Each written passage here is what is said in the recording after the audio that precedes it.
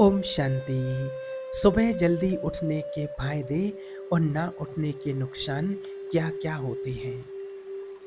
जो लोग सुबह जल्दी उठ जाते हैं उनको कौन कौन से फायदे होते हैं?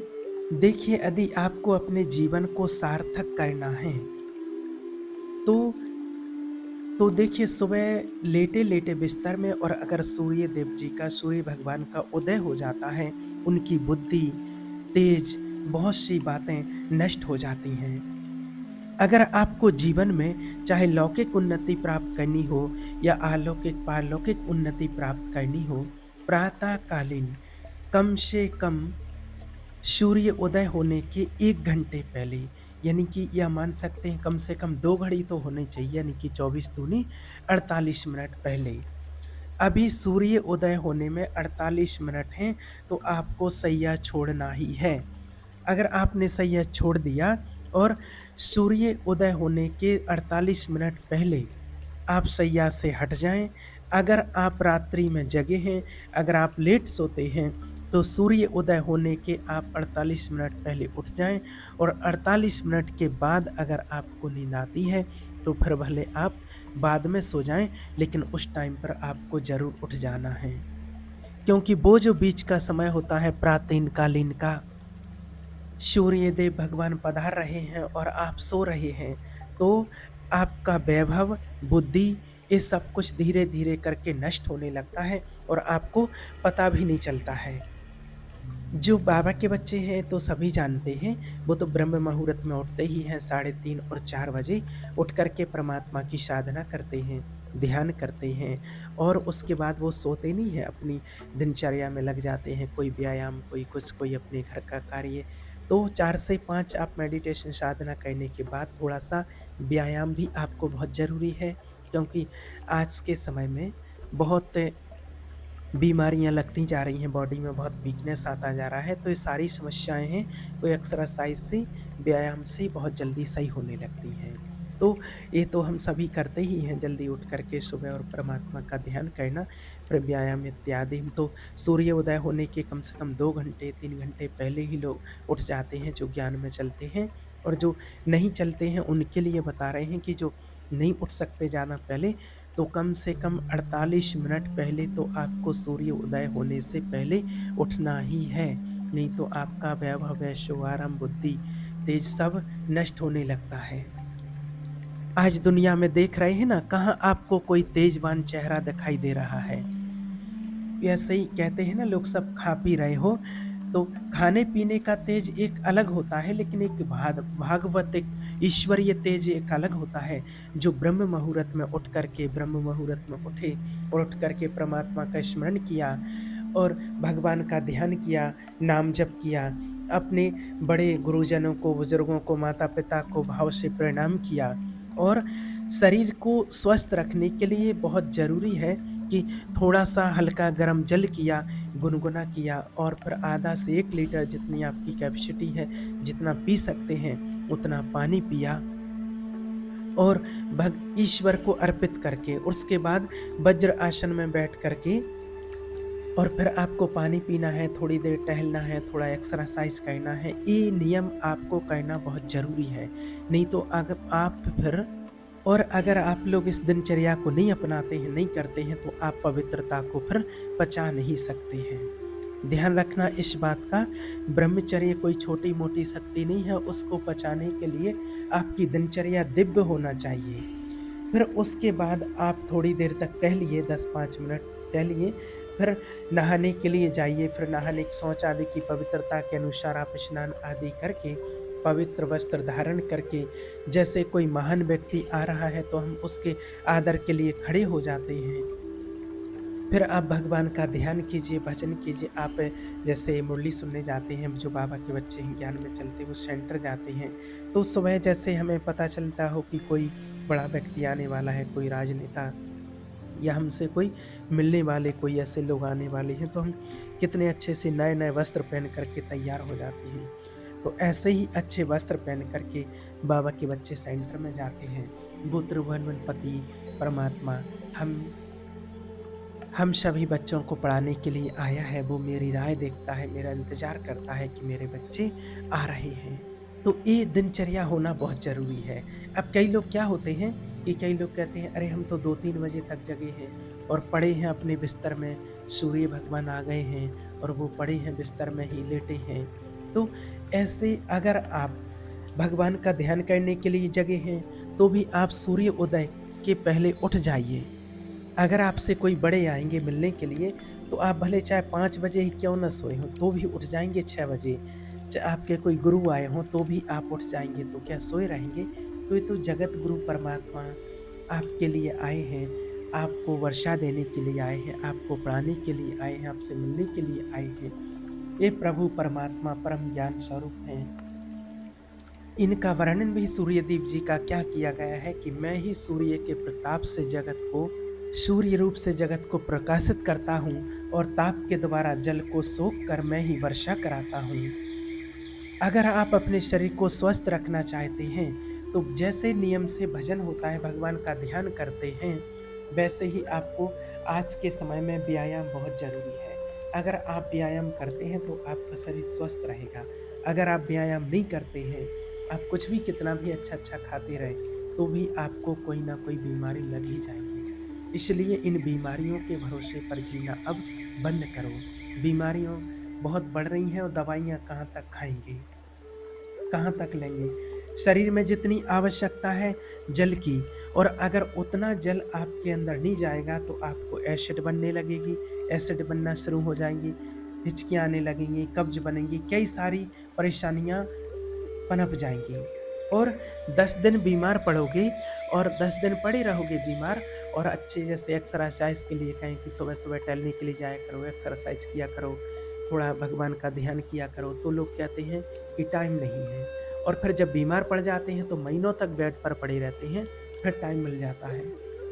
परमात्मा की पवित्रता को बचाने के लिए शरीर को बहुत क्रियाशील होना अति आवश्यक है, या तो प्राणायामों के द्वारा और अगर ना आपका प्राणायाम है, ना आसन है, ना व्यायाम है, आप कुछ भी नहीं करते हैं, तो फिर क्या होगा? कैसी भावना आपके परमात्मा में बैठेगी? कैसे भावना बनेगी? अध्यात्म का जो साधक होता है, उसका चेहरा नवीन खिला हुआ होता है, एकदम फूल की तरह। कोई असाध्य रोग, कोई पीड़ा होती है, वो एक बात अलग होती है, लेकिन एक उसका चेहरा देखो कमल की तरह खिला हुआ रहता है। हर समय क्यों होता है? क्योंकि चिंतन सही है, आचरण सही है। हर समय जो भगवत भावना विहीन जीवन है, वो समझो कि मुर्दा जीवन है, वो जान नहीं रहे हैं कि वो मुर्दा का सजीवन कैसे बन जाता है। वही गंदे भोगों को भोगना, उसी का चिंतन करना और भोग भोगने वाले शरीर को स्वस्थ रखने के लिए विषय सामग्री इकट्ठी करना, इसके बाद में मर जाना, बस चले जाना, इसके अलावा और क्या होता है? लोग कहते हैं 4 बच्चे हैं, बढ़िया मकान बना लिया, बढ़िया तैयार कर लिया, अच्छा सब कुछ चल रहा है, तो कहते हैं हम प्रसन्न हो गए।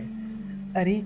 अभी कुछ भी हो जाए, कुछ भी हो जाए, कुछ भी हो सकता है, काल का तमाचा कब लग जाए, कल काल का तमाचा लग जाए, क्या भरोसा? सबसे मन उठ जाएगा, किसी भी चीज़ में फिर मन नहीं रहेगा, ऐसा कर लेते हैं लोग।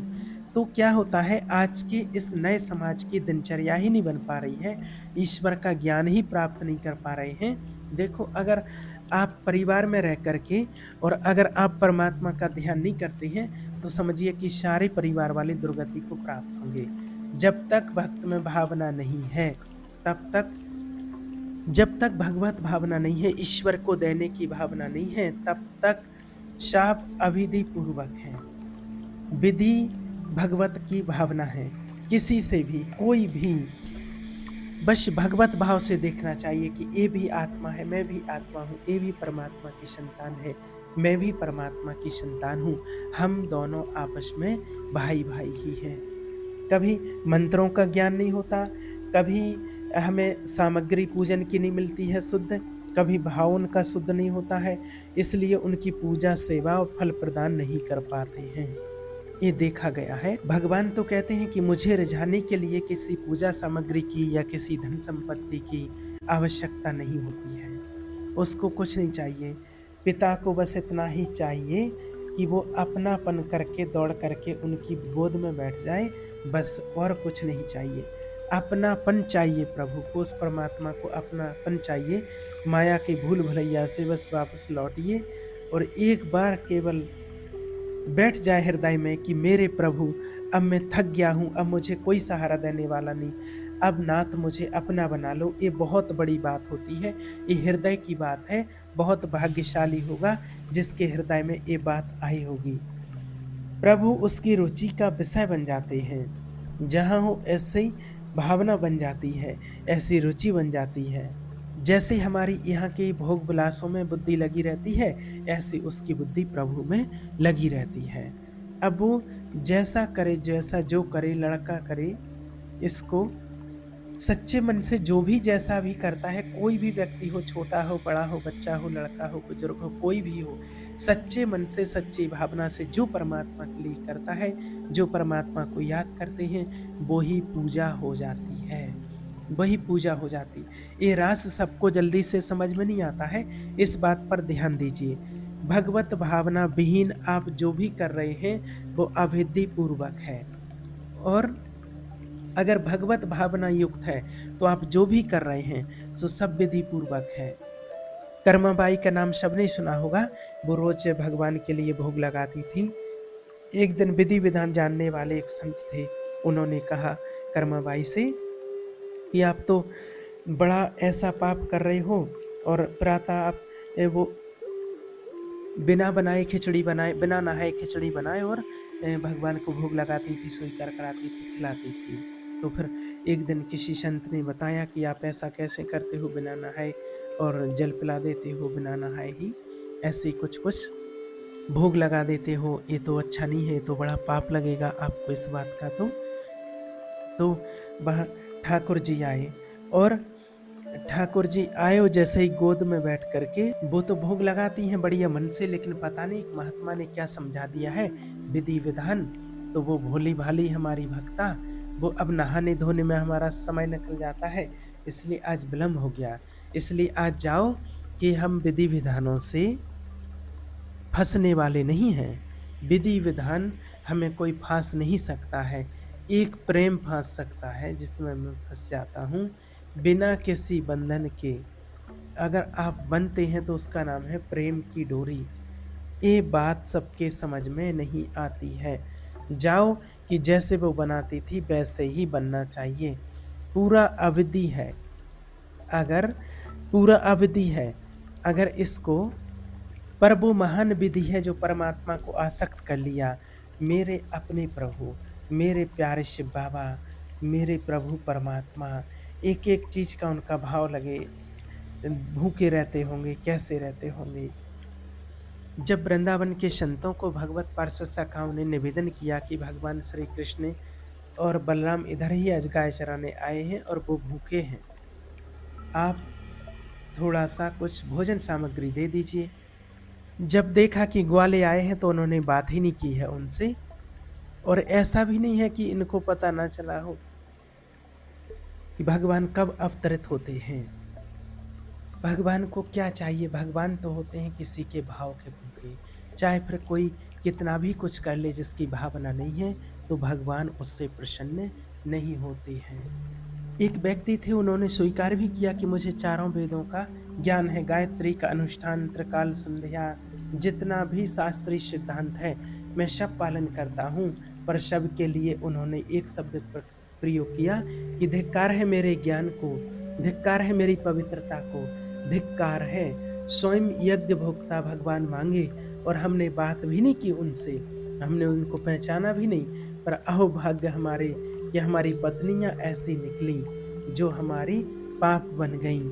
और आपको एक ही विधान कहना है कि मेरे परमात्मा, मेरे शिव बाबा, बस मेरा तो एक दूसरा ना कोई, मेरे गोविंद, मेरे कन्हैया, बस और दूसरा कोई है ही नहीं। बस आपको तो इस प्रकार के इस विधान को जपते हुए इस तरह से चलना है। ओम शांति।